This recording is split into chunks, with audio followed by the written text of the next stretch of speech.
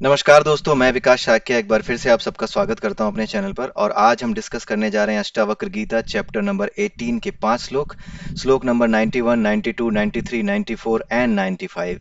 हिंदी में इनको कहते हैं 91, 92, 93, 94 और 95। ठीक है, तो आइए शुरू करते हैं इनको। और सबसे पहले देखते हैं 51वें श्लोक में, 91वें श्लोक में यहाँ पर क्या कहा जा रहा है अष्टावक्र जी के द्वारा। ठीक है, तो यहाँ पर कह रहे हैं, जिसकी सब भावों में शोभन अशोभन बुद्धि गलित हो गई है और जो निष्काम है। अब ये जरा समझिए कि शोभन अशोभन बुद्धि होती क्या है।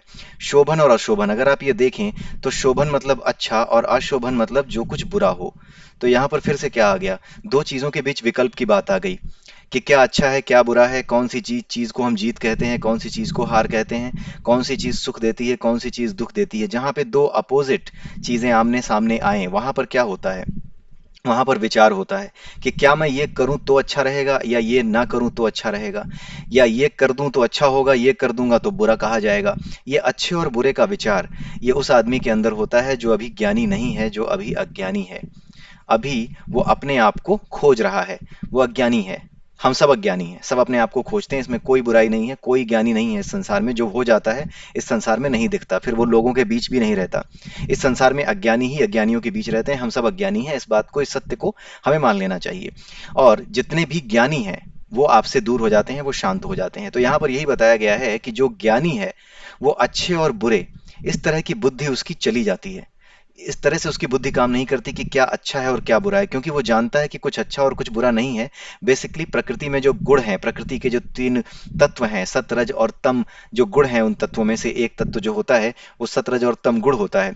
इन गुणों की वजह से ही जो आदमी है वो तरह तरह की वासनाओं में घिरता है, और इन्हीं वासनाओं के अंतर्गत वो तरह तरह के काम करता है, तरह तरह के कर्म करता है। अगर उसमें उसे सफलता मिलती है तो उसे अच्छा लगता है, सुख मिलता है। और अगर उसे असफलता मिलती है तो उसे क्या होता है, उसे दुख होता है। ठीक है, तो ऐसे व्यक्ति क्या मानते हैं कि ये सारी सफलताएं और असफलताएं बेसिकली कुछ नहीं है, ये केवल और केवल वासना की वजह से हैं। तो जब वो वासनाओं को छोड़ देता है, जब वो वासनाओं को छोड़ करके निष्काम हो जाता है, निष्काम का मतलब होता है कि कर्म तो करना लेकिन उससे अटैच ना होना, वासनाओं से ना जुड़ना, उससे जुड़ी हुई जो इच्छाएं हैं, उससे जुड़े हुए जो सुख और दुख हैं, उससे जुड़े हुए जो हार और जीत के फल हैं, उनसे ना जुड़ना। इसी को कहते हैं निष्काम होना।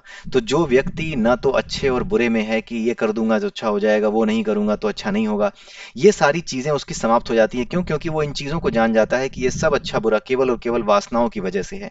तो जो ज्ञानी हो जाता है वो ना तो अच्छे और बुरे की तरफ उसकी बुद्धि जाती है, ना ही वो किसी चीज से अपने आप को अटैच करता है किसी काम से। इसी को क्या कहा जाता है, निष्काम होना।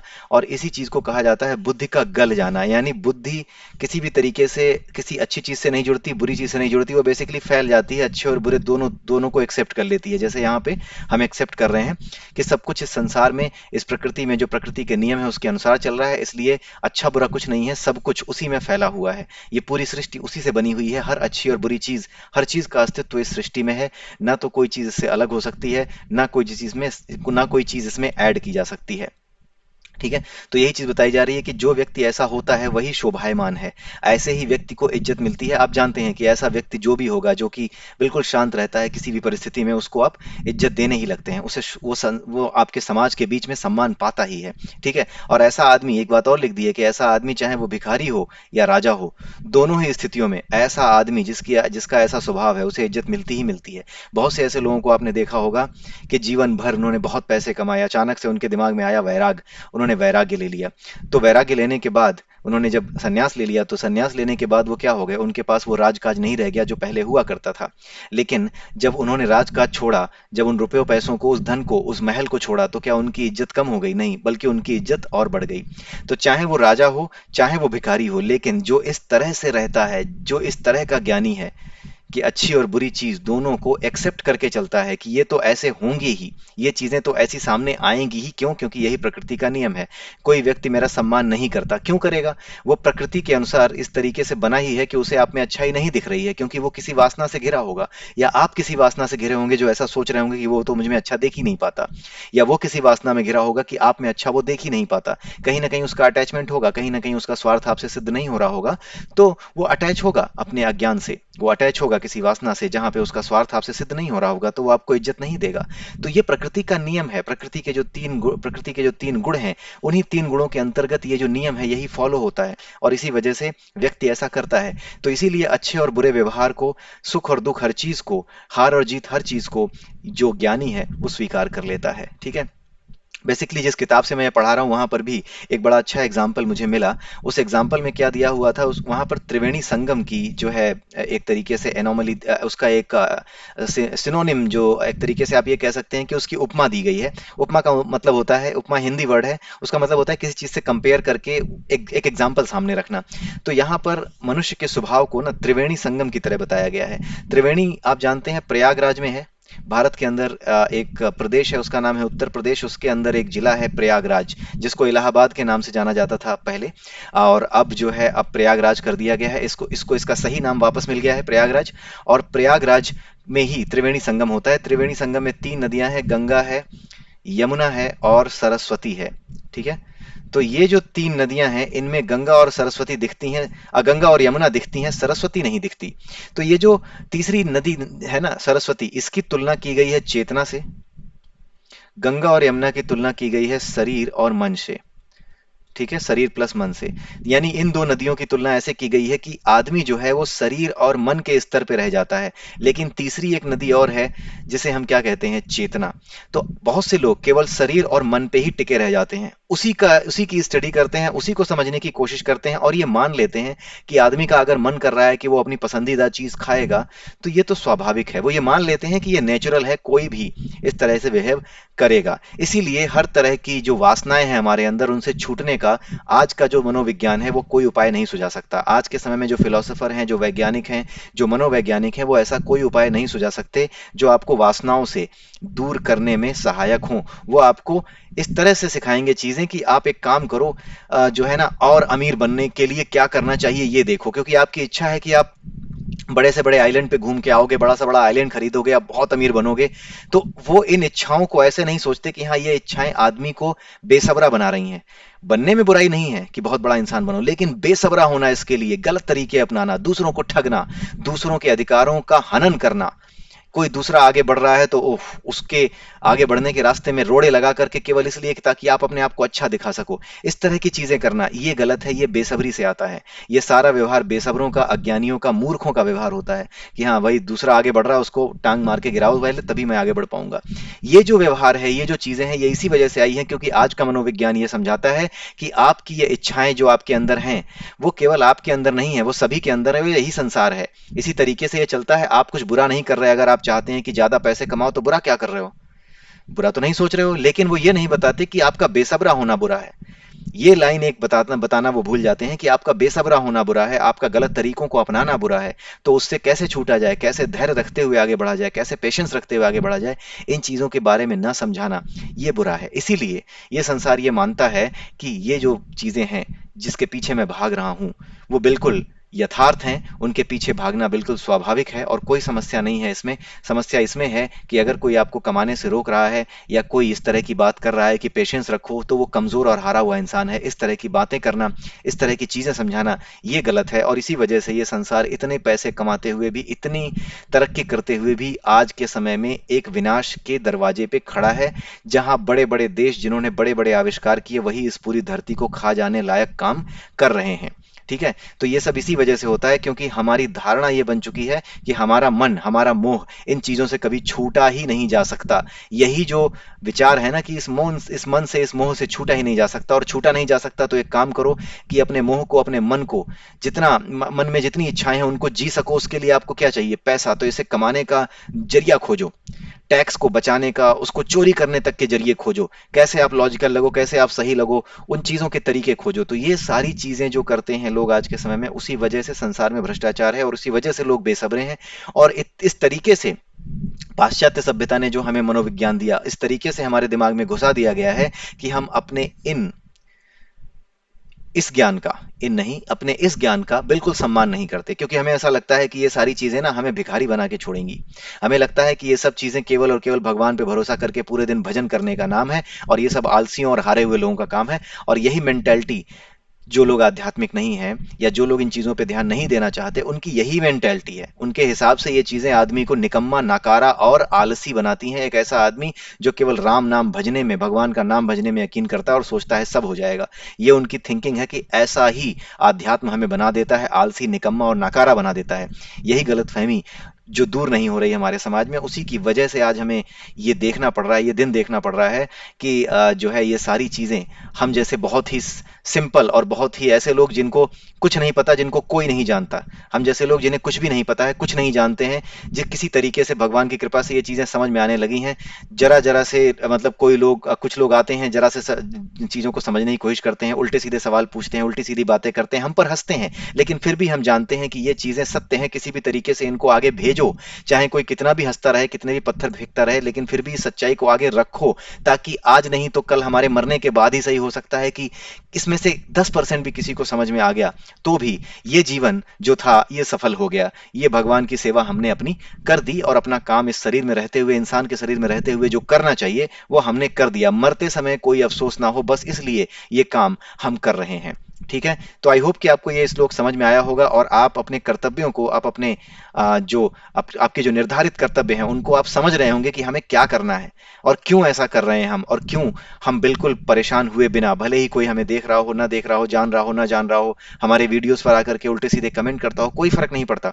हमें सिर्फ अपनी बात कह देनी है। ठीक है, अब 92वें श्लोक में देखते हैं क्या कहा गया है। निष्कपट, सरल और यथार्थ चरित्र वाले योगी को कहाँ स्वच्छंदता है, कहाँ संकोच है और कहाँ तत्व का निश्चय है। निष्कपट आप जानते हैं कौन हो सकता है, जिसके मन से वासनाएं गायब हो चुकी हों। सरल वही हो सकता है जिसके मन से वासनाएं गायब हो चुकी हों। यथार्थ यानी अपने आप को जानने वाला, वास्तविक सत्य को जानने वाला, यानी आत्म को जानने वाला।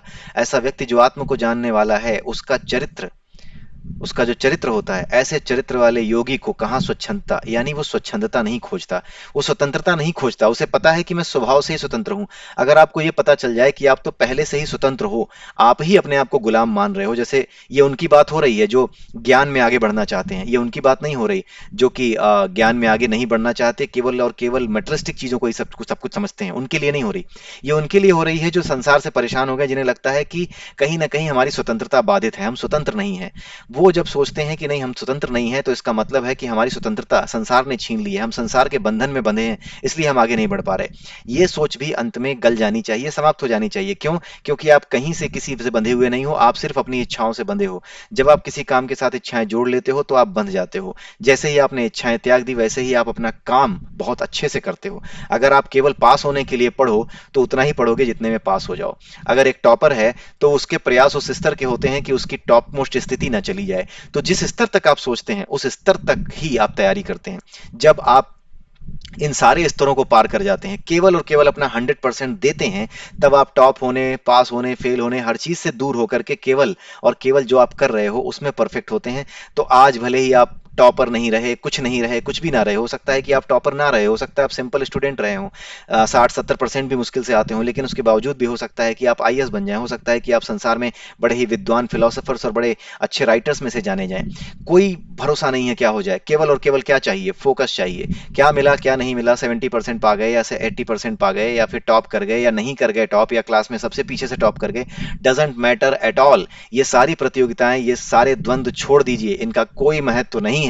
जब आप जीवन की लड़ाई में उतरते हैं तो आपके टॉपर का सर्टिफिकेट आपके काम नहीं आता, वहां काम आती है आपकी बुद्धि। जब जीवन में समस्याएं आती हैं, जब जीवन में आप समस्याओं से घिरते हैं, तब आपको पता चलता है कि यहाँ पर कोई किताब काम नहीं आने वाली जो आपने पढ़ी थी। उन किताबों ने आपको सोचने की शक्ति दी थी, बस वही सोचने की शक्ति, वही ज्ञान अब आपको मदद कर सकता है। बस प्रयास आपको करना है, अपनी बुद्धि अब लगानी है कि इन परिस्थितियों से कैसे निकला जाए। आपने बचपन में क्या सीखा है, उससे इन परिस्थितियों से, जो परिस्थितियां आपको आगे बढ़ने नहीं दे रही, आपको बिल्कुल आगे नहीं बढ़ने दे रही, रोक लेती हैं कदम, हर बार आपके कदम रोक लेती हैं, इनसे क्या किया जाए, इनसे कैसे निपटा जाए, इनका क्या किया जाए, ये सारी बुद्धि आपको तभी मिलती है जब आप अपने आप को किस रूप में जान जाएं, आप अपने आप को आत्म रूप में जान जाएं, और ये जान जाएं कि स्वतंत्रता नाम की कोई चीज आपको नहीं चाहिए थी, आप पहले से स्वतंत्र थे। केवल और केवल सम्मान की इच्छा, अपमान के दुख, या संसार क्या कहेगा, इन सारी बातों से दुखी होकर के ही आपने अपने आप को बांधा था।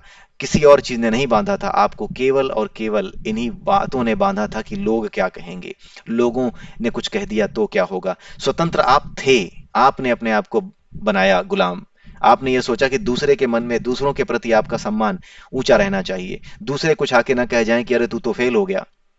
ठीक है, आप ये समझ लीजिए कि जो आपके फेल होने का इंतजार कर रहे हैं, जो आपकी एक गलती का इंतजार कर रहे हैं, आप उन्हें सफल होकर के दिखाना चाहते हो, इससे बड़ी मूर्खता क्या होगी।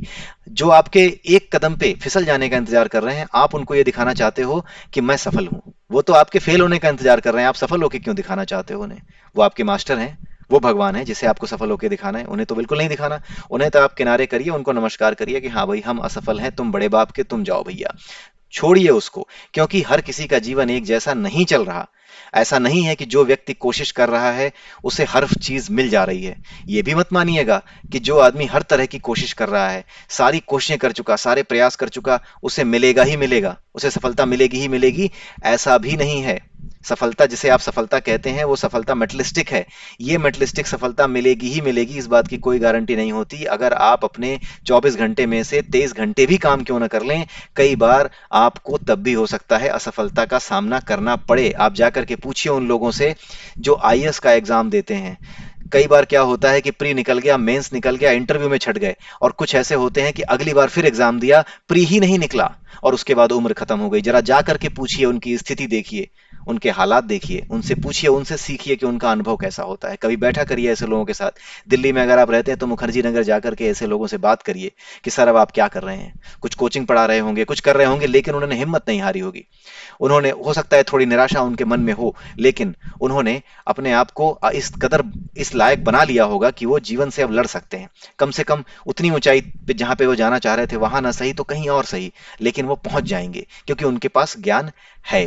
तो जो ये असफलता का डर है, जो ये उम्मीदें हैं दूसरों की कि भाई जो है आप असफल नहीं हुए तो क्या होगा, दूसरों से जो उम्मीदें आपने लगा रखी हैं। अगर एक आईएएस की तैयारी करने वाला बंदा ये सोच ले कि फेल हो गया तो क्या होगा, अगर हर आदमी ऐसा सोचे ना कि मैं फेल हो गया तो मेरा पड़ोसी या मेरे मामा चाचे और मेरे भाई भतीजे जितने भी हैं, ये सब मुझ पे उंगली उठाएंगे या हंसेंगे कि बड़ा गया था आईएएस बनने, तो मैं सही बता रहा हूं, संसार में कोई आदमी आईएएस की तैयारी नहीं करेगा।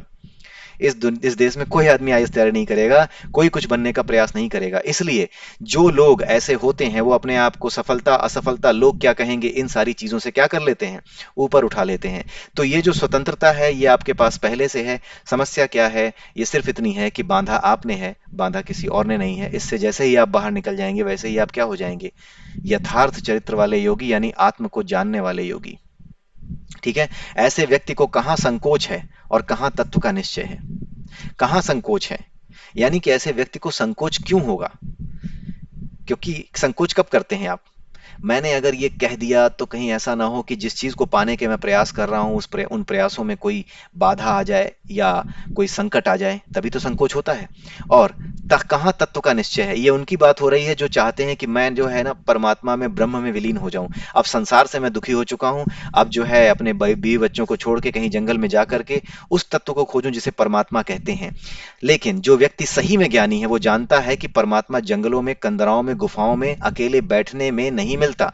वो तब मिलता है जब हर स्थिति में आप अपने मन को शांत रख सको, वासनाओं से दूर रह सको। आप जरा सोच करके देखिए कि जो आदमी शोर शराबे के बीच भी अपने मन को स्थिर रख पाता है वो ज्यादा बड़ा योगी है, या वो ज्यादा बड़ा योगी है जो अपने मन को थोड़ी सी शांति पाने के लिए घर परिवार बच्चों, यहां तक कि जरा सी भी पिन ड्रॉप की जो पिन गिरने की आवाज है उसको भी सह नहीं पाता, उसको न सह पाने के कारण वो जा करके जंगल में बैठा है। कौन ज्यादा बड़ा योगी है, आप निश्चित रूप से समझ सकते हैं कि जो व्यक्ति शोर शराबे के बीच में बैठ करके भी शांत रह सकता है, दूसरों के शोर शराबों से भी प्रभावित नहीं होता, वहां पर भी अपने मन को शांत रख सकता है, मुस्कुराता हुआ बैठा रह सकता है, जो कुछ शोर शराबा हो रहा है उसे संसार की लीला समझ करके मुस्कुराता हुआ देखता रह सकता है, वो ज्यादा बड़ा योगी है या वो बड़ा योगी है जो घर छोड़ के भाग गया घर की समस्याओं से परेशान होके। निश्चित रूप से जो व्यक्ति भीड़ भड़ाके में रह करके भी अपने मन को शांत रख सकता है वही योगी है। आपने पुराने समय में बहुत सी फिल्में देखी होंगी, बहुत सीरियल देखे होंगे, जहां पर एक सन्यासी जो है वो जंगल में जाकर के बैठता है और अचानक से आंधी आती है, अंधड़ आता है, तूफान आता है, उसकी दाढ़ी उग जाती है, उसके शरीर पे जो है दीमक लग जाती है, लेकिन फिर भी वो तपस्या में बैठा रहता है।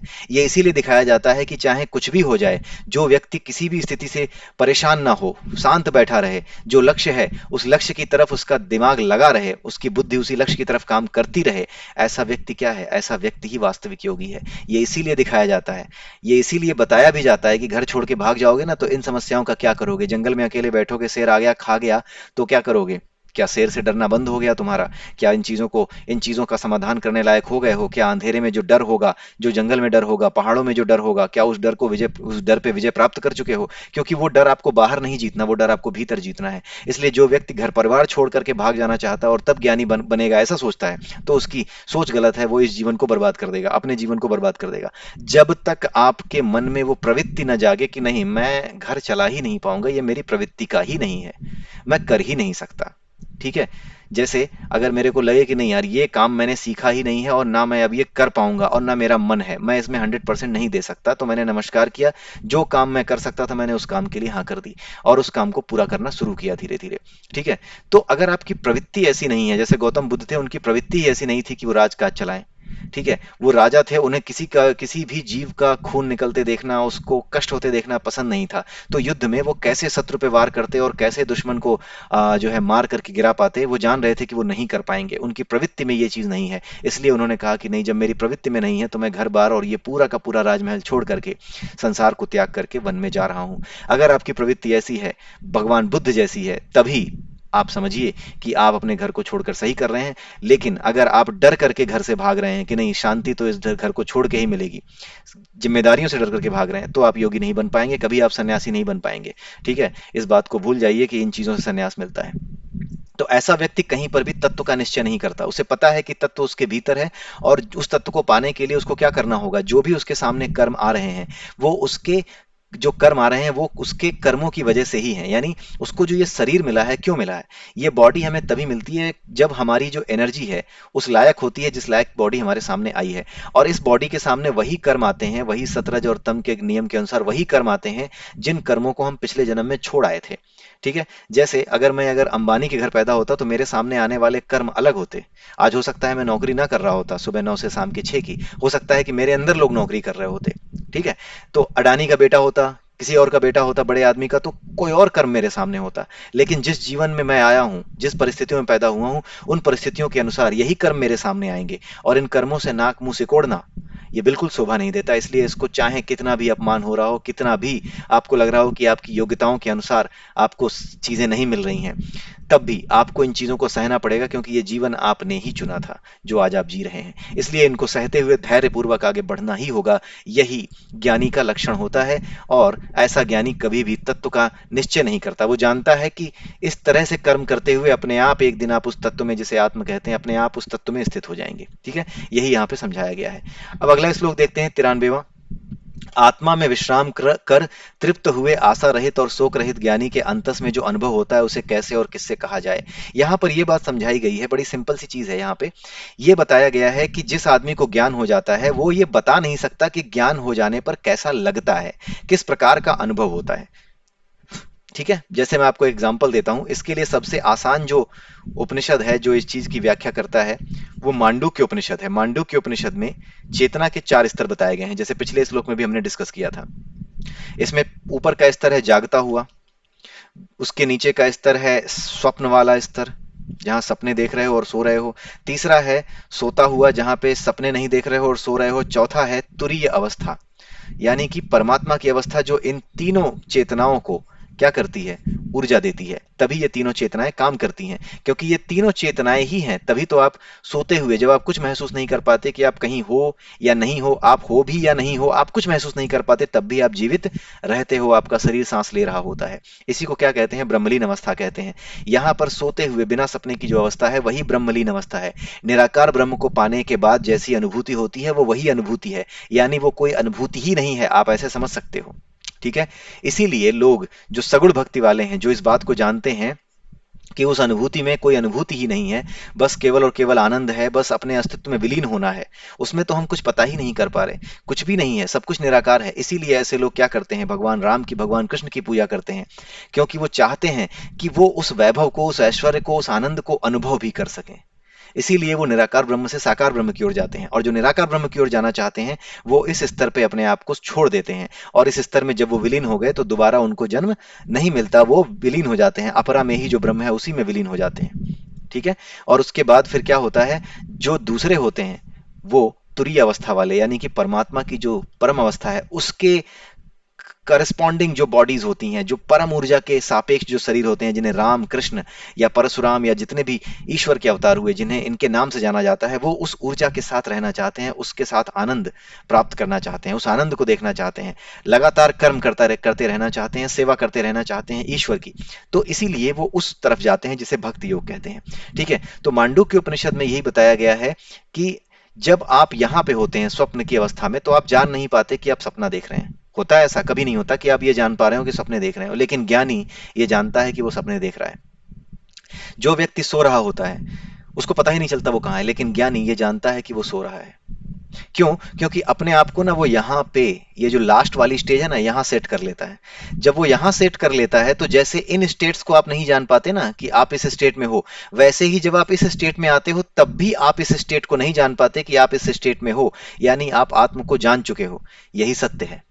जब आप इस स्टेट में आ जाते हो, जिसे तुरीय अवस्था कहते हैं, वो अवस्था आत्म को जानने की अवस्था होती है। लेकिन जैसे आप सपने में नहीं जान पाते कि आप सपने में हो, वैसे ही जब इस स्टेट में आते हो, जब आपको आत्म का अनुभव हो जाता है, तब भी आप नहीं जान पाते कि आप आत्म को जान गए हो। ठीक है, मुंडक उपनिषद में भी यही कहा गया है कि जो व्यक्ति ये कहता है कि वो ब्रह्म को जान गया है, वो नहीं जानता, और जो कहता है कि नहीं मैं उसे नहीं जानता हूं, उसे जान ही नहीं सकता, उसे इन इंद्रियों से, मन से जान ही नहीं सकता, वही उसको जानता है। क्योंकि वो जान रहा है कि उसका यही स्वभाव है कि जब भी वो भीतर उतरेगा, जब भी हमारी फ्रीक्वेंसी उसकी फ्रीक्वेंसी के बराबर हो जाएगी, तब हम जान भी नहीं पाएंगे कि वो हमारे भीतर खुल चुका है।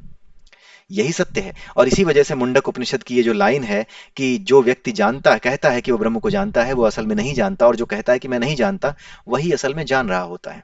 ठीक है, तो यही चीज यहां बताई गई है। जैसे कि आप जब तुरीय अवस्था में होते हैं ना, तो आप ये जानते हैं कि आप सो रहे हैं, आप ये जानते हैं कि आप सपने की स्थिति में, आप ये जानते हैं आप जाग गए हैं। लेकिन ये कैसा अनुभव होता है, ये आपको अनुभव होगा कि आप सो रहे हो, जाग रहे हो, अब जो है सपना देख रहे हो, ये पता है कब होगा? आपने कई बार देखा होगा, कुछ कुछ योगी ऐसे होते हैं जिनकी कहानियां दिखाई जाती है कि वो कई सालों से वो कर रहे हैं, तपस्या कर रहे हैं। तो क्या होता है कि जब वो कई सालों से तपस्या कर रहे हैं, एक ही जगह बैठे हैं, तो सो नहीं रहे हैं क्या? क्या वो जग नहीं रहे हैं क्या? तो होता यह है कि वो सो भी रहे हैं, वो जग भी रहे हैं, लेकिन वो आंख बंद किए हुए अपने भीतर ही सोते हुए खुद को देख रहे हैं, जागते हुए खुद को देख रहे हैं। क्यों? क्योंकि अपने आप को वो कहां ले जा चुके हैं? चौथी स्टेट में, ये जो तुरीय अवस्था है, चौथी अवस्था, वहां ले जा चुके हैं। इसलिए आंखें बंद किए हुए वो अपने शरीर में हर हलचल को होता देखते हैं। कब ये सो रहा है, कब ये जाग रहा है, कब ये चीजों में फंस रहा है, ये सब देख पाते हैं। और क्योंकि ये इस तत्व के साथ एक हो जाते हैं, इसलिए ये आगे पीछे हर चीज देख भी सकते हैं।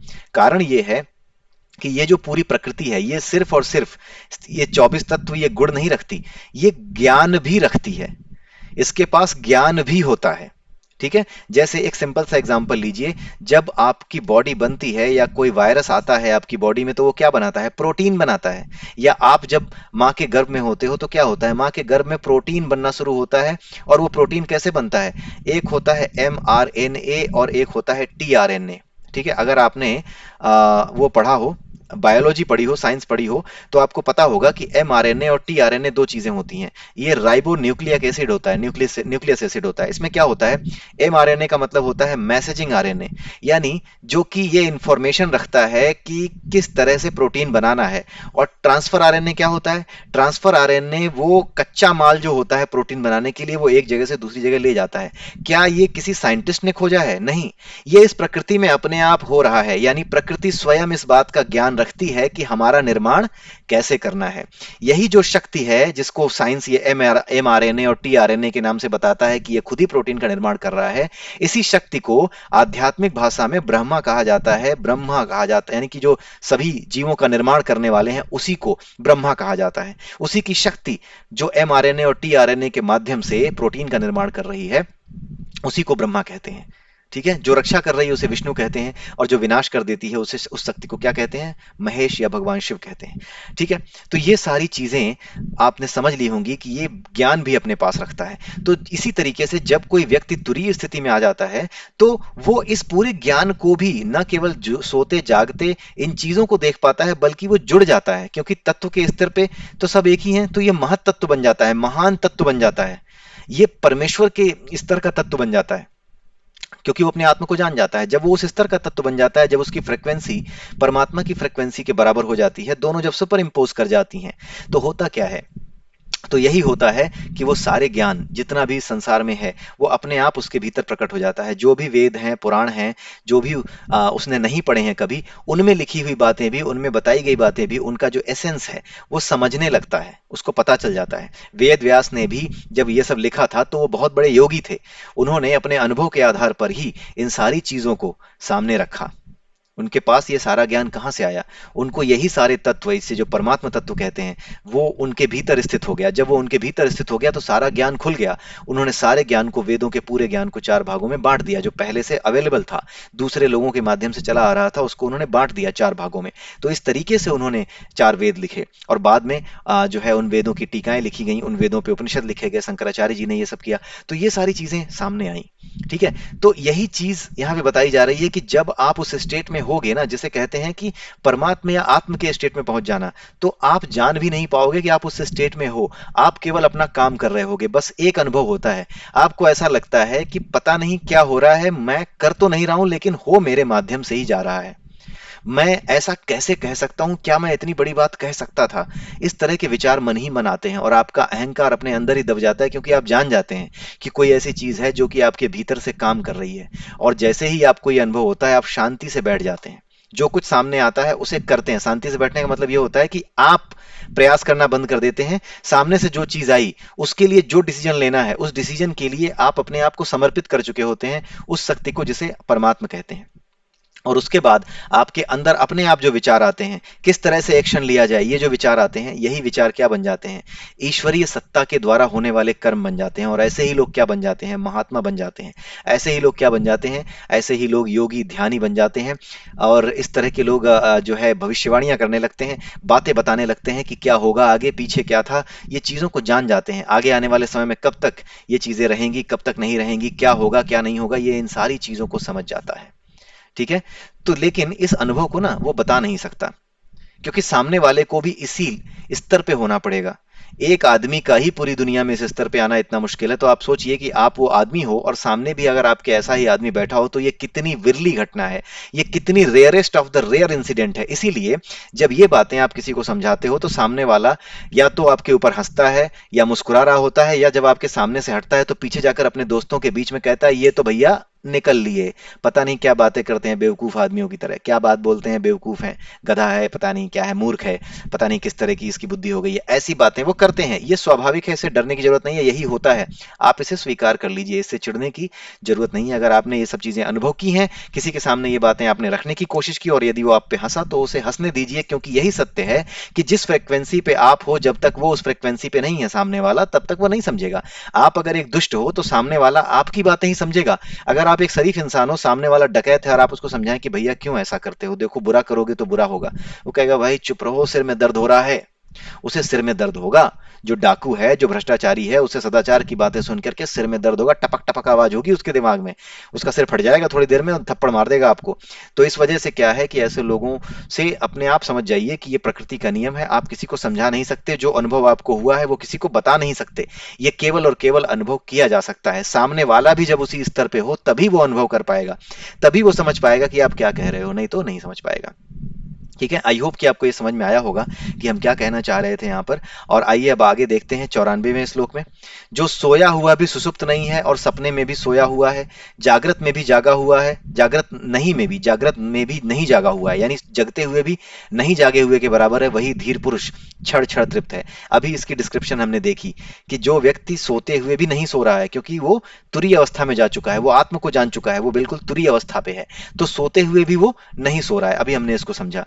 स्वप्न में भी सोया हुआ है और ना ही स्वप्न में भी सोया हुआ है, यानी कि वो सपना देखते हुए भी जान रहा होता है कि मैं सपना देख रहा हूं।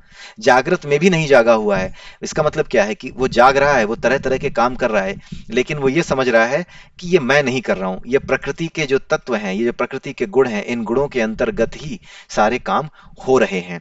यानी मेरी आत्मा जागी हुई है और मेरा शरीर अब सो गया है। हम शरीर से ही काम ले रहे हैं, लेकिन काम करवाने वाली कौन बन गई है? आत्मा बन गई है। ये हम अनुभव कर पाते हैं, लेकिन उस अनुभव में कैसा अनुभव होता है ये आप किसी को बता नहीं पाएंगे। यही पिछले श्लोक में हमने समझा। तो यही चीज यहाँ पे समझाई गई है कि ऐसा ही जो इंसान है ना, वही हर क्षण तृप्त है, वही कंटेंड है, बाकी सब जो है परेशान है। ठीक है? आइए आगे चल के देखते हैं 95वां श्लोक क्या कहता है। ज्ञानी चिंता युक्त भी चिंता रहित है। इसका मतलब क्या है? ऐसा नहीं है कि जो ज्ञानी है वो चिंता नहीं करता।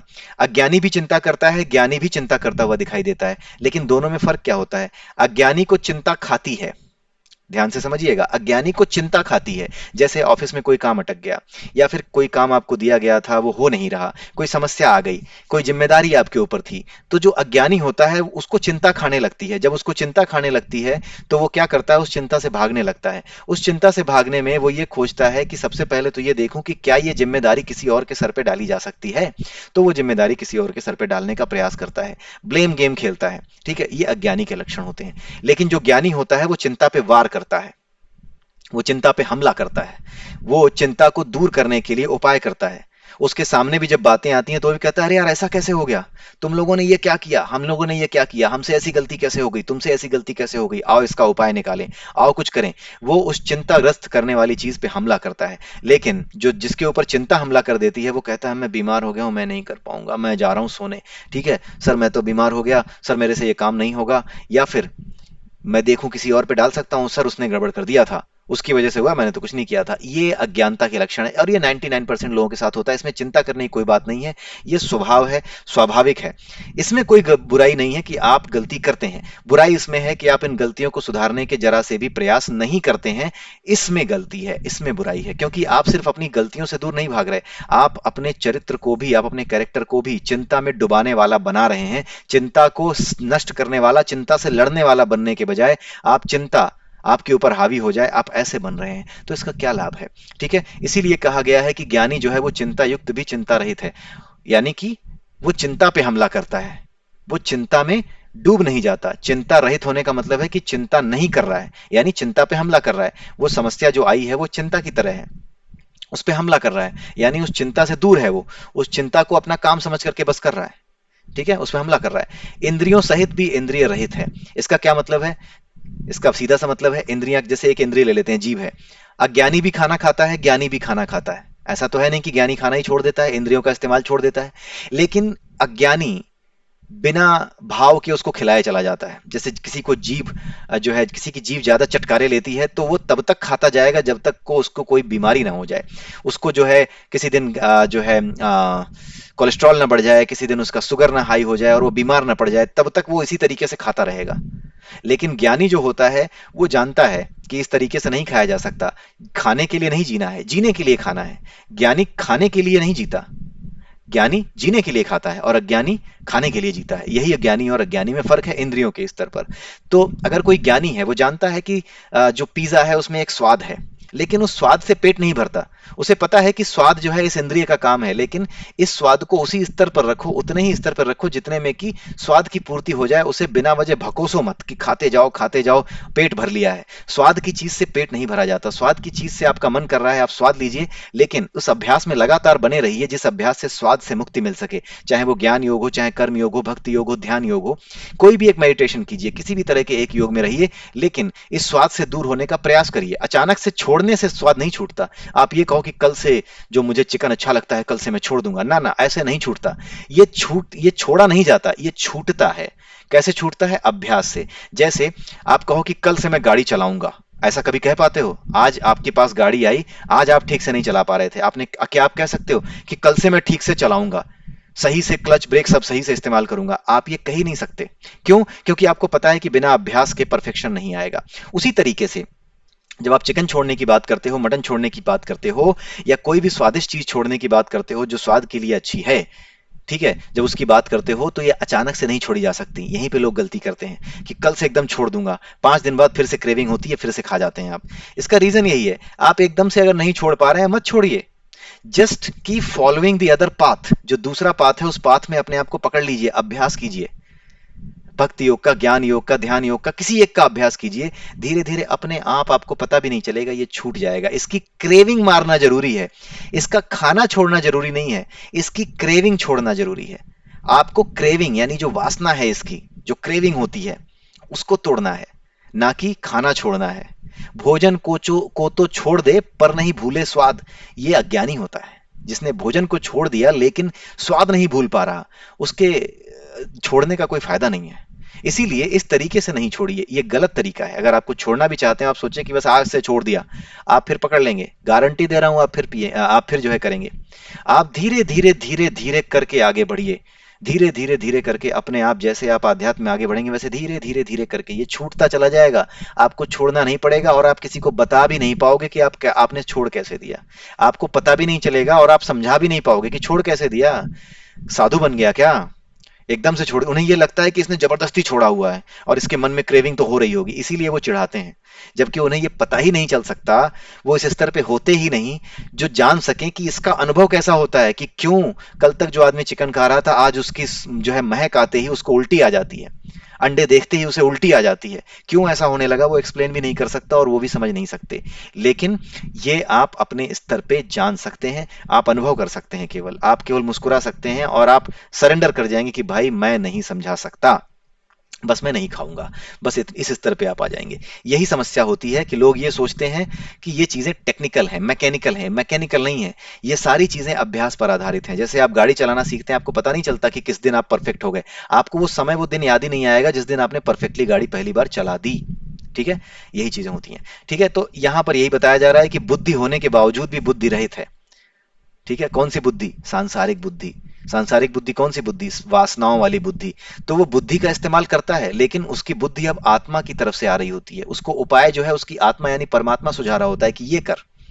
ठीक है, अहंकार युक्त होते हुए भी अहंकार रहित है। भगवान कृष्ण ने जब भीष्म पितामह से कहा कि मैं आपको अपने चक्र से मार डालूंगा अगर आपने हथियार नहीं रखे, आप जो है इस महाभारत युद्ध में अमरता का वरदान लेकर के खड़े हो गए हैं और आप सोच रहे हैं कि आप ईमानदारी से युद्ध कर रहे हैं, ऐसे आदमी को तो युद्ध में आना ही नहीं चाहिए, और बात भी सही है। और जब वो अर्जुन नहीं मार पा रहा था तो भगवान कृष्ण गुस्से में आकर के उन्होंने खुद ही जो है चक्र उठा लिया।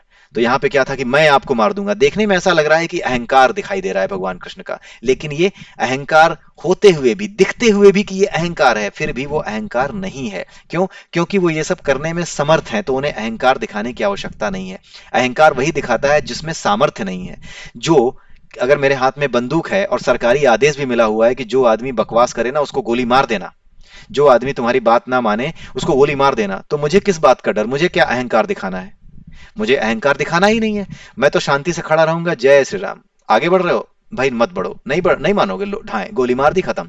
तो जिसके पास सामर्थ्य है उसको अहंकार नहीं होता, जो सामर्थ्यहीन है वही अहंकारी होता है। जो अहंकार करता है, मैं करता है, ये कर दूंगा वो कर दूंगा, जान जाइए कि वो सबसे कमजोर इंसान है। इसी वजह से, क्योंकि सामर्थ्यवान कभी भी ऐसी बातें नहीं करता। सामर्थ्यवान को पता है कि उसके पास चीजें हैं, वो तो तुरंत साफ कर देगा, इसीलिए वो माफ कर पाता है, और इसी में उसकी महानता है। सामर्थ्यवान की महानता माफ करने में ही इसीलिए बताई जाती है। ठीक है, जो सामर्थ्यवान हो वो माफ कर दे, तभी संसार में शांति बनी रहती है। जब सामर्थ्यवान माफ नहीं करता, जब वो साफ करने लगता है, तब संसार की शांति समाप्त हो जाती है और तभी अधर्म बढ़ता है, जैसे अभी बढ़ा हुआ है। सभी सामर्थ्यवान देशों ने संसार में मुसीबत मचा रखी है, खाने पीने के लाले पड़े हुए हैं, एनर्जी का संकट है। ऐसी स्थिति आ गई है कि कनाडा, यूएस जैसे देशों में जहां लाइट नहीं जाती थी, रशिया ने उनकी पाइपलाइन काट रखी है। रशिया की तरफ से उनकी जो पाइपलाइन जाती थी गैस की और जो कच्चे तेल की, ये सारी पाइपलाइनों में छेद हो रखा है। इसकी वजह से क्या हो रहा है कि ये पाइपलाइन से अब जो है गैस और ये चीजें नहीं पहुंचेंगी, तो हो सकता है कि पावर कट या पावर शेडिंग करनी पड़ेगी, जो हमारे इंडिया में हुआ करती थी। सोचिए कैसा समय आ गया है। क्यों आया ये समय? क्योंकि जो शक्तिशाली देश हैं वो मान नहीं रहे। सामर्थ्यवान जो देश हैं वो बजाय इसके कि सभी के लिए जो है सुख की कामना करें, सभी के लिए सुख सुविधाओं का सुख सुविधाएं स्थापित करने के प्रयास करें, बजाय इसके वो क्या कर रहे हैं, अपनी अकड़ दिखा रहे हैं कि मैं श्रेष्ठ हूं। इस श्रेष्ठता की लड़ाई वो लड़ रहे हैं। ठीक है, इसी वजह से इस संसार में संकट बढ़ गया है। इसीलिए सामर्थ्यवान जब माफ करना सीखता है, तभी तभी संसार में शांति बनी रहती है। सामर्थ्यवान का माफ करना, और जो सामर्थ्यवान नहीं है उसका पुरुषार्थ करना, यही जीवन है। जो सामर्थ्यवान नहीं है उसे अहंकार करने के बजाय पुरुषार्थ करना कि भाई मेरे हाथ में जो कुछ है मैं वो करूंगा, नहीं हुआ तो नहीं हुआ, ज्यादा हवाबाजी करने की जरूरत नहीं है कि मैं ऐसा हूं मैं वैसा हूं ना, आप सिर्फ अपना काम करो। ठीक है, तो यही इसका संदेश है। और 95 श्लोक अब समाप्त हो चुके हैं, केवल एक वीडियो और बचा होगा और वो 5 श्लोक उसमें होंगे, वो समाप्त हो जाएंगे अगले वीडियो में। और जाने से पहले मैं आपको फिर बता दूं कि अगर आपको सेल्फ स्टडी करनी है, तो आप दो चीजें कर जाइए, एक तो भगवत गीता के 13वें और 14वें चैप्टर को पढ़ जाइए। इसमें परा अपरा प्रकृति के 24 तत्वों के बारे में बताया गया है, मन बुद्धि अहंकार के विषय में बताया गया है, किस तरीके से ये हमारे शरीर पे असर डालते हैं, किस तरीके से हमारे कैरेक्टर पे असर डालते हैं, इनके बारे में बताया गया है।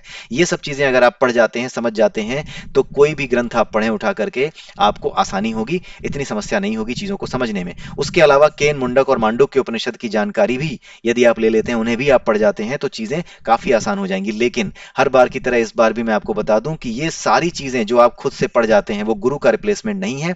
आप केवल और केवल किताबें पढ़ करके साइंटिस्ट नहीं बन सकते। उसी तरीके से यहां पर केवल ग्रंथ पढ़ करके आप जो है आत्म को नहीं जान सकते। जब तक गुरु नहीं मिलेगा, जब तक गुरु की शरण में आप नहीं जाएंगे, तब तक आपको जो लक्ष्य है, इस विद्या का जो लक्ष्य है, वो लक्ष्य यानी आत्म आपको प्राप्त होगा ही नहीं। हर जगह वही नियम है, चाहे आप साइंटिस्ट बनना चाहते हो, फिजिक्स केमिस्ट्री कुछ भी पढ़ रहे हो, लेकिन जब तक आपके टीचर, आपके जो गुरु हैं वो आपके साथ नहीं होंगे, आप साइंटिस्ट नहीं बन पाओगे, आपकी पीएचडी पूरी नहीं हो पाएगी। किसी ना किसी गुरु के निरीक्षण में ही पीएचडी पूरी होती है। उसी तरीके से जो आपके वो हैं, जो आध्यात्मिक ज्ञान है, इससे रिलेटेड भी चीजें ऐसी होती हैं कि जब आपने पढ़ लिया तो पढ़ने के बाद फिर जो गुरु हैं, इनके जो विशेषज्ञ हैं, उनकी तरफ आपको जाना होता है और वही आपको आपके वास्तविक आत्म का ज्ञान कराते हैं। ये सब चीजें तो केवल रेफरेंस हैं, लेकिन ये इंपॉर्टेंट है। यहीं से शुरुआत होती है, जहां से शुरुआत होती है वो बहुत इंपॉर्टेंट होता है, उसकी इज्जत उतनी ही ज्यादा होती है। क्लास वन का इंपॉर्टेंट आपने जो पीएचडी की है उससे कहीं ज्यादा है, क्योंकि अगर आपने वहां चीजों को पार ना किया होता, समझा होता, तो आप यहां तक नहीं आते। ठीक है, तो इसी के साथ ये वीडियो हम समाप्त करते हैं और अगले वीडियो में फिर मिलेंगे जिसमें ये चैप्टर समाप्त हो जाएगा। तब तक के लिए जय श्री राम, जय श्री कृष्णा, जय श्री राधे।